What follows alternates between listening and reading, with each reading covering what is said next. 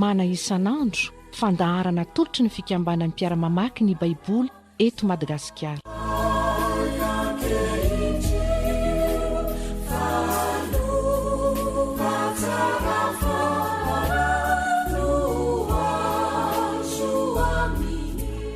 Ho aminao mandrakarivana ny fahasoavan'ny tompo. Faly miona aminao indray, tonga eto amin'ny fotoana izay rahantsika mandinika ny tenin'ny tompo. Ary mandinika ny bokin'ny Hebreo moa isika izao, ary mino aho fa misy zavatra maro izay tiany tompo ampianarana antsika. Tsaroana indrindra manko fa ny bokin'ny Hebreo dia nomena, nosoratana mba hampiorina ny finoana, indrindraindrindra ny finoan'ireo Hebreo izay nanoratana izao epistily izao. Ary isika zay mamaky sy miaino ihany koa zany epistily zany ny etaeta dia izao hiorina tanteraka amin'ny finoana ny Kristy, ny finoantsika. Hebreo 9:1-7 no vakitsika anio. Alohan'izany dia mbola iara-mivavaka aloha isika. Ho anao ny Dera sy ny Lazary ny voninahitra ray eo no ny fitiavanao anay indray. Asainao miaino ny teninao zahay. Sambatra zay manana ny teninao, mampianatra anay, manoro lalana anay, manolotsaina anay. Indrindra Tompo, fantatray fa na dia efa ela aza ny nanoratana izao teny izao, dia mbola miasa amin'ny fiainanay ankehitriny zany. Ko dia ho anao ny Dera sy ny Lazary ny voninahitra ny amin'izany. Mangataka aminao zahay anio indray ary, sokafo ny sainay, sokafo ny fonay, mba ahitanay zava-mahagaga amin'ny teninao, ary dia ho voninahitra sy anaranao mpamonjy io ny vokatra zany amin'ny fiainany tsirairay avy. Amin'ny anaranao Jesosy Tomponay, no anaovanay izany vavaka izany. Amen. Hebreo 9:1-7 vakintsika amin'ny anaran'ny Tompo. Fampitahana ny fanompoam-pivavahana tao amin'ny tabernakely araka ny lalàny misesy sy ny any an-danitra. Ary amin'izany zavatra lazaina izany, dia izao ny fotony. Manana mpisorona be toy izany isika, dia ilay efa mipetraka eo amin'ny ankavanan'ny seza fiandrianan'ny avo indrina any an-danitra, mpanao fanompoam-pivavahana ao amin'ny fitoerana masina sy ny tena tabernakely zay naorin'ny Tompo fa tsy olona. Fa ny mpisorona be rehetra dia tendrena hanatitra fanomezana sy fanatitra, ary amin'izany dia tsy maintsy mba manan-katerina koa izy, koa raha ety ambonin'ny tany dia tsy mba ho mpisorona koa izy, satria misy raha teo ireo manatitra ny fanomezana araka ny lalàna.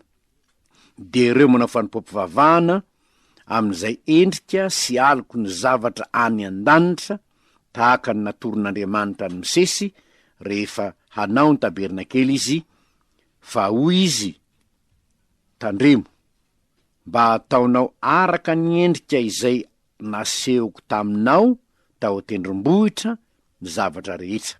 Fa ankehitriny efa mahazo fanompoam-pivavahana tsara noho ny an'ireny izy, dia araka ny nanaovana azy ho mpanalalana amin'ny fanekena tsara lavitra, zay natao tamin'ny teny fikasana tsara lavitra. Fa raha tsy nanantsiny izany fanekena voalohany zany, dia tsy mba nisy fitoerana ho tadiavina ho an'ny faharoa. Fa manome tsiny ny olona izy, manao hoe, indro avy ny andro Jehova, zay anaovako fanekena vaovao amin'ny taranak'Israely sy ny taranak'i Joda. Nefa tsy araka ny fanekena nataoko tamin'ny razany, tamin'ny andro ny tantanako azy ny tondra azy nivoaka avy tamin'ny tany Egipta, fa izy reny tsy nitoetra tamin'ny fanekeko. Fa izaho kosa dia tsy nitandrina azy ho Jehova. Fa izao ny fanekena ataoko amin'ny taranak'Israely. Rehefa afaka zany andro zany ho Jehova, dia ataoko ao an-tsainy ny lalako, sady ho soratako ao am-pony. Ary izaho Andriamaniny, ary izy oloko. Ary samy tsy hampianatra ny namany sy ny rahalany avy izy, ka na hoe mahalalan Jehova, fa samy ahalalay avokoa izy rehetra, hatramin'ny kely indrindra ka hatramin'ny lehibe indrindra. Fa hamindra fo amin'ny tsy fahamarinany aho, ary tsy ho tsarovako ny tsony ny fahotany. ary amin'ny anaovany hoe vaovao dia nataony fa efa ela ny voalohany, fa zay tratra ela sy miantitra dia efa madiva ho levina. Ray masino, manamasinana eo amin'ny fahamarinana fa ny teninao ny fahamarinana.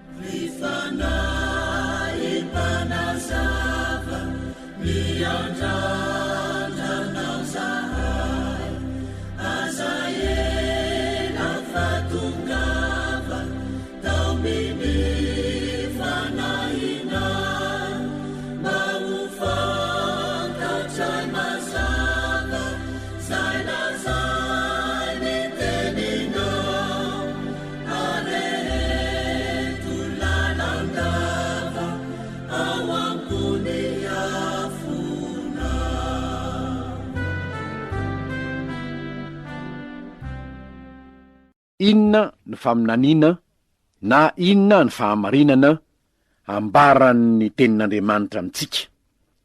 Fahamarinana vitsivitsy ihany no vakitsika eto hoe ny zavatra natao amin'ny tety an-tany dia tandindona ny amin'ny zavatra atao any an-danitra. Ka eto ny zavatra hitantsika voalohany ny amin'ny Jesosy dia izao hoe io Jesosy io izy dia mpisorona be mipetraka eo ankavanan'ny seza fiandrianana any an-danitra. Ny andininy voalohany sy ny andininy faharoa amin'ny zay mivakitsika teo no manambary zany. Mpanao fanimpom-pivavahana ao amin'ny fitoerana masina sy ny tena tabernakely zay naorin'ny Tompo. Nisy manko ny tabernakely teto tany, nisy zany, fa saingy tandindona ihany io, fa Jesosy Kristy Tompo, araky ny voalaza eto, dia mpisorona be mipetraka eo ankavanan'ny seza fiandrianana any an-danitra. Betsaka ny olona rehefa mamaky ny soratra masina no mametraka fanontaniana, satria raha anontaniana tokoa moa tsika hoe jerena ao amin'ny soratra masina zao hoe aiza marina aloha ny misy an'i Jesosy, aiza marina ny misy azy. Satria voalaza ihany koa ao amin'ny Galatianina 2:2-20, i Paoly no niteny an'io. Izy hoe voaomby niaraka amin'ny Kristy tamin'ny hazo fijaliana aho izy, ka tsy zaho intsony ny velona fa Kristy ny velona ato anatiko. Ray zay. De ho ihany koa izy amin'ny Korintianina 2:13-15, tsy fantatrareo va fa ao anatinareo Jesosy Kristy raha tsy olona nolavina ianareo. Ka ahoana ary zany? Eto sika de mahita hoe mpisorona be mipetraka manao fanompoana any an-danitra izy, any amin'ny fitoerana masina zay tsy nataony tanana, tsy nataon'olombelona, any an-danitra zany. Kanefa lazainy Paoly hoe ato anatiko izy. De lazainy koa hoe ao anatinareo izy ho izy, raha tsy olona nolavina ianareo. Zao koa nefa ny tenin'i Jesosy ao amin'ny Mateo 20:20, na aiza no iangonana ny rona telo amin'ny anarako dia eo afovoany aho. Naiza, zany hoe angamba misy maromaro ianareo zao miaraka miaino zao tenin'Andriamanitra zao, eo ampovoanareo anie izy zany. Naiza nareo na aiza, satria ozy ny Tompo hoe naiza, angamba any ambony tomobile ianareo no mandre an'izao, angamba any an-trano any anefitra ianareo no mandre an'izao, eo anie koa anie izy zany. De zao koa ny teniny amin'ny Mateo 20:20, raha ohatra ka naniraka ny mpianatra izy, indro momba anareo mandrakariva ambara-pahatonga ny fahataperan'izao tontolo zao, de ahoana ihany ary?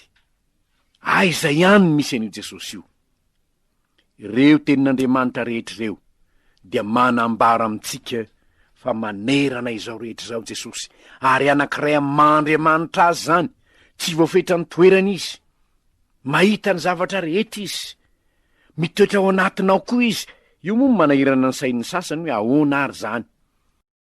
Fantatsika fa ny fanahy masina de fanahin'ny Kristy ny fanahy masina, ary noho izany dia raha milaza izy hoe naiza ny angonana telo amin'ny anarako eo afovoany aho, Kristy ao anatinareo, ny fanahin'ny Kristy mitoetra ao anatintsika anie zany, satria Kristy zay ao anatintsika de ny fanahiny zay ao anatintsika tsy azotsika atao ny mampisaraka ny Kristy amin'ny fanahiny. Ary eto no mahatonga atsika mino ny telo zay ray, ny ray sy ny zanaka ary ny fanahy masina de ray ihany reo.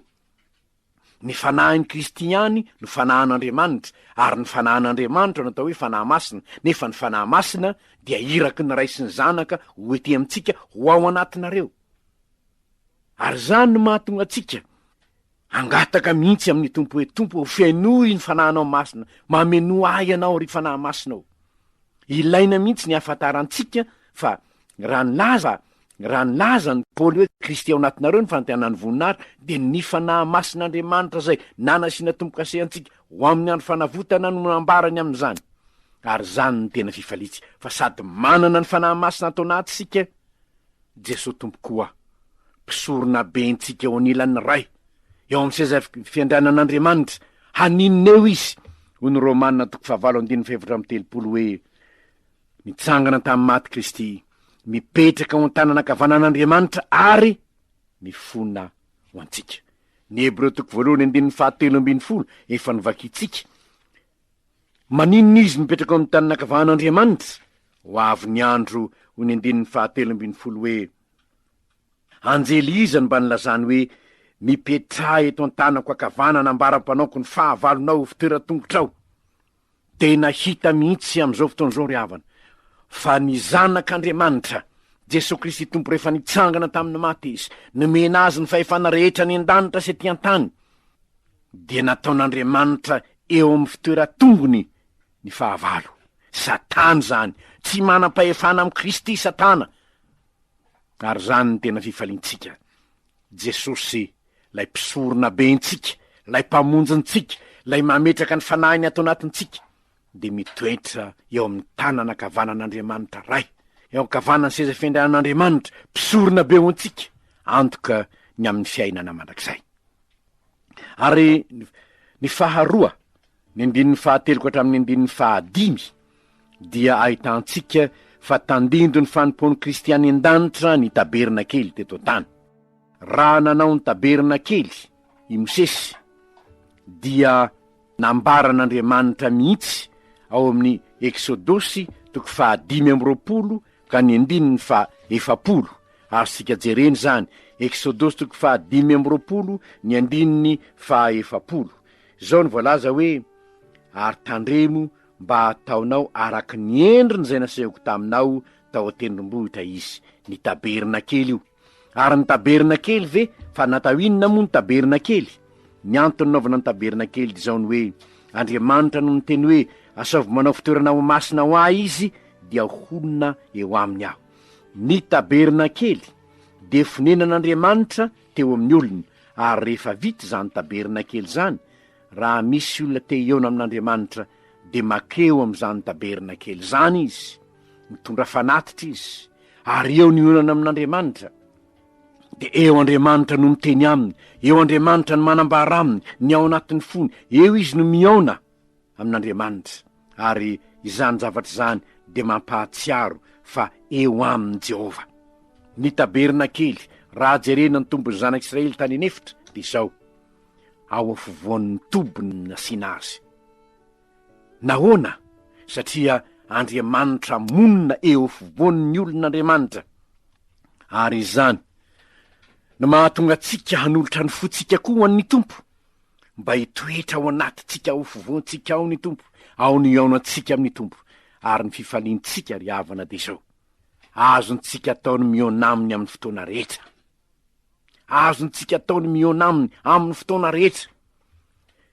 Raha mbola tany anefitra ny zanak'Israely, na mbola teo ny tabernakely, dia ao amin'izany tabernakely zany ihany no nahazahoan'ny olona niaona tamin'Andriamanitra. Tsy afaka niaona tamin'Andriamanitra ivelany tao amin'ny tabernakely izy, ary tao no nananterana ny fanatitra, tao no nananterana ny fahafolon-karena, tao no nananterana ny zavatra rehetra hanehoana fitiavana an'Andriamanitra.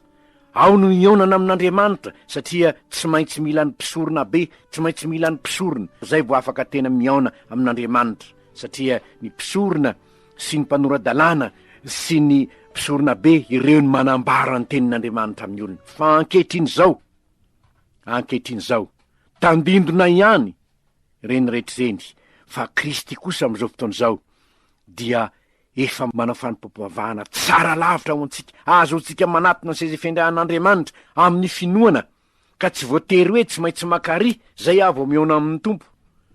Marina fa makany am-piangonana antsika, marina fa mideran'Andriamanitra any am-piangonana antsika, aza mahafiny fiarahantsika miangona ho voalaza ny tenin'Andriamanitra, nefa zany akory tsy milaza hoe raha tsy makany am-piangonana ianao tsy tafahoana amin'ny Tompo.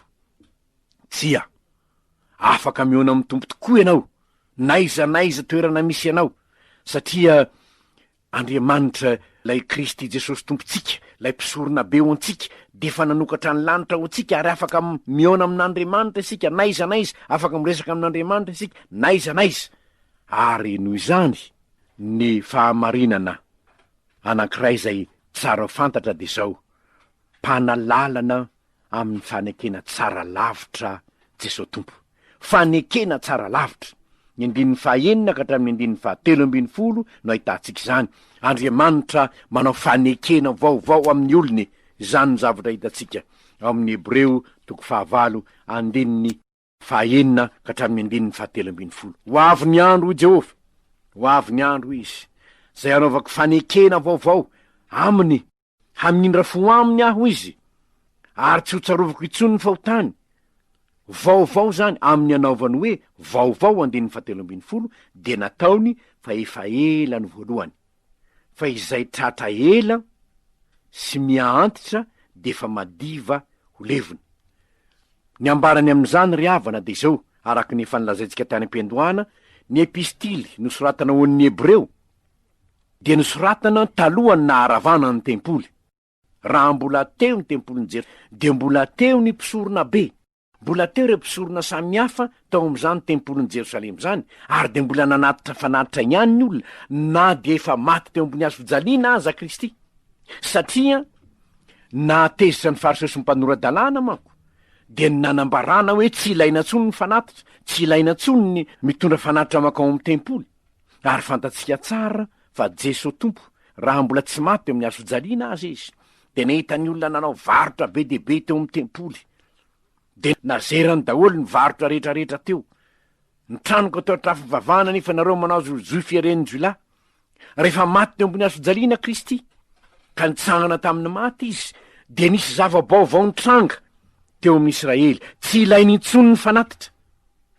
Ary ny zavatra nisy de zao: satria fanekena vaovao ny amin'ny fanekena nataon'ny Tompo. Rehefa nampanao ny fandraisana amin'ny fanasan'ny Tompo voalohany izy, de nambarany mazava tsara: ity no rako ny amin'ny fanekena vaovao zay arotsaka ao anareo ho famelan-keloka. Tsy maintsy no avaozina manko fanekena teo aloha, fa inona ny fanekena tsy maintsy no avaozina? Ny 5 no anahitantsika izany: manome tsiny ny olona izy manao hoe indro avy ny andro Jehova zay hanaovako fanekena vaovao amin'ny taranak'Israely sy ny taranak'i-Joda. Fa nahoana? Satria ny fanekena tranainy nitsakitsahiny zanak'Israely, tsy nahavonjy azy manko ny fanekena tranainy. Ary noho izany de anao fanekena vaovao aho, hoy Andriamanitra. Ahoana zany fanekena vaovao zany?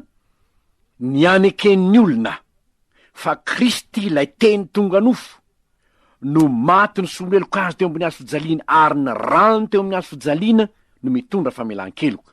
Ary noho izany de tsy nilainy intsony ny fanatitra, na de mbola teo aza ny tempoly, na de mbola teo aza ny mpisorona be, na de mbola teo aza ny mpisorona, tsy nilaina intsony zany, satria efa vita ny sorona indray mandeha monja ao mandrakizay. Nataon'ilay zanak'Andriamanitra tonga zanak'ondron'Andriamanitra manaisotra ny fahotany zao tontolo zao. Zava-dehibe zany. Foana zany ny fanekena taloha, foana ny hoe tsy maintsy manao fanatitra ianao zay anao vao mahazo famelan-keloka, foana ny hoe tsy maintsy mitondra zanak'ondro makany amin'ny tempoly ianao. Foana zany, taloha zany, fahiny zany, tranainy zany. Fa ny am'izao fotoana zao kosa, nomeny ny zanany lahy tokana mba tsy ho very za rehetra mino azy, fa hanana fiainana mandrakizay. Ary rehefa manaiky zany ny olona, rehefa manaiky an' Jesosy ny olona, de tena mitoetra ho am-pony mihitsy Jesosy tompo, lay teny tonga nofo. Ka rehefa mitoetra ao anatin'ny fony Jesosy, dia io le lazan'Andriamanitra hoe ho soratako ao am-pony ny lalako. Ambarany zany, ataoko ao an-tsainy lalako sady ho soratako ao am-pony. Ary zaho Andriamanina izy oloko rehefa mandray an' Jesosy tompo ianao. Lay tenin'Andriamanitra tonga teto am'izao tontolo zao de mahagaga, tonga miova ianao, tonga mahana fitiavana an'Andriamanitra ianao. Jereo ngeny tantare, de raha mijery fotsiny fifoazam-panahy teto Madagasikara sika, de ahitantsika olona tsotra tsy nandia fianarana, tsy mba nianatra beta tsisy tary hoe nianatra tahaka ny Fariseho sy ny mpanorandalàna, fa olona inona ny nataony? Olona mpimasy, olona piskidy, mpivavaka tamin'ny razana, tsy nandia fianarana firy. Nefa rehefin'izay nanaiky an' Jesosy izy, tonga olom-baovao izy, nonena ny fanan'Andriamanitra izy, manao ahoana ny fiboiboika ny tenin'Andriamanitra mivoaka avao am-pony. De gaga ianao, fa taiza ny anarany olona io? Taiza izy nianatra nahoana no mahavoaka demonia? Taiza izy nianatra nahaizan'izany teny rehetra zany? Lay Kristy tenin'Andriamanitra no soratan'Andriamanitra ao am-pony, de miboiboky avy ao am-bavany, amanany ny reraka, ampaherezan'ny osa, anasitranany marary, anafahan'ny olona azo ny demonia. Satria nahoana? Fanekena vaovao nataon'Andriamanitra zany, noho ilay mpisorona bentsika mipetraka eo amin'ny kavanany seza fiandrianan'Andriamanitra. Ary misaotra an'Andriamanitra isika fa tsy voatery tsy maintsy hianatra teolojia, anana teolojia diplôma be zao daholo tsika. Tsy atopoko, fa rehefa nisoratan'Andriamanitra ao am-ponao ny tenin'Andriamanitra, lay Kristy teny tonga nofoka nonona tamintsika, rehefa noraisinao ao anatinao izy, de izy ny mampiteny anao amin'ny fotoana maro. Ary ny tenin'Andriamanitra zay dininao amin'ny soratra masina de mitondra aim-baovao anao ary milatsaka ao anatin'ny fonao ao, ka na inona zavatra mitrano de zao ny teninao hoe zao aneny lazainy Jesosy, zao ny nambaran'i Jesosy. Ary lay Jesosy ataonatiko no ny teny an'izao, mino zany aho, matoky zany aho, tsy misalasalany am'izany aho. Raha isalasala ianareo misalasala, fa izaho tsy misalasalany amin'ny fahamarinan'ny tenin'Andriamanitra. Reo ndray ary ny fahamarinana nomen'ny tompo antsika androany ho fampaherezana antsika rehetra. Mpisorona be mipetraka eo amin'ny tanina ankavanan'Andriamanitra Kristy. Ampy ho anao ny matoky zany, fa na inona mitranga eto am'izao tontolo zao, misolo vavanao anatrehan'ny ny tompontsika. Tandindona ihany ny taberna kely, fa ny taberna kely ankehitriny dia ny seza fiandrianan'Andriamanitra any an-danitra, zay atontsika amin'ny finoana. Asaina manatona izany raha teo sika, satria efa hitatsika tany alohany hoe koa satria manana mpisorona be lehibe efa namaky ny lanitra isika, aoka isika hanatona ny seza fiandrianan'ny fahasoavana. Ary ny fahatelo sady farany, mpanalalana amin'ny fanekena tsara lavitra Kristy, de le fanekena anoratan'Andriamanitra ny teniny ao anatinao, ary tsapanao zany. Ianao rehefa tena miaina miaraka am' Jesosy ianao, ny tenin'izay vakinao tena mpitoeriny ao anatinao ao, ka amin'ny fotoana zay ilana azy avoakanao le teny. De gaga ny olona, ahoana zany? Avy aizany na aizany olona io? Ho le olona anankiray zay tany Tomasina, ahoana ny mba aizany zany rehetrarehetra zany? Inona mba faripahaizana vitany? Ry havana, tsy ny faripahaizana ny anaranao, tsy zany, fa Kristy sy ny teniny mitoetra ao anatinao, iainanao. Teny zay ambarako aminareo ny tompo, de fanahy sy fiainana. Koa engany, tsy ho kivonao ketraka ianao, na tsy nandia fianarana tahaka ny hafa azy ianao, na de tsy nianatra teolojia tahaka ny hafa azy ianao, ny teniny tompo mitoetra ao anatinao de aina ho anao zany. Ary ambarao amin'ny manodidina anao, fa mizara aina ianao raha mizara ny tenin'Andriamanitra. Ny teny zay lazaiko aminareo ny tompo, de fanahy sy fiainana, fanekena vaovao nataon'ny tompo amintsika olony zany, haherany ianao mba ho voninahitr'Andriamanitra. Ny teny rehetra alokon'ny vavanao mba hitondra fiainana ho an'ny manodidina anao koa. Hebreo 5 ny andininy voalohany ka hatramin'ny andininy 7:10 ivavaka isika. Misaotra anao zay tompo no ireo fahamarinana vitsivitsy nampahafantarinao anay androany indray. Ahoana moa tompo no alalanay zany zava-miafina tsy hitan'ny masonay zany, any an-danitra ianao, ny ao an-tanina ankavan'Andriamanitra ray ianao, mifona ho anay ianao, mpisorona be nay ianao, ary nisokafanao ny lanitra azony manatona seza fendran'Andriamanitra. Misaotra ny am'izany zava-miafiny zany, nefa tena marina na de tsy hitany masonay azy. Jesosy io, ampitoero ho amponay ny teninao, ho inonay, ho arahinay, hankatoavinay, ary ho torinay, mba ho voninahitra sy anaranao. Ry Kristy io, ny fiovam-piainana ateraky ny teninao ao anatin'ny maro. Amin'ny anaranao Jesosy, nanaovanay izany vavaka izany. Amen.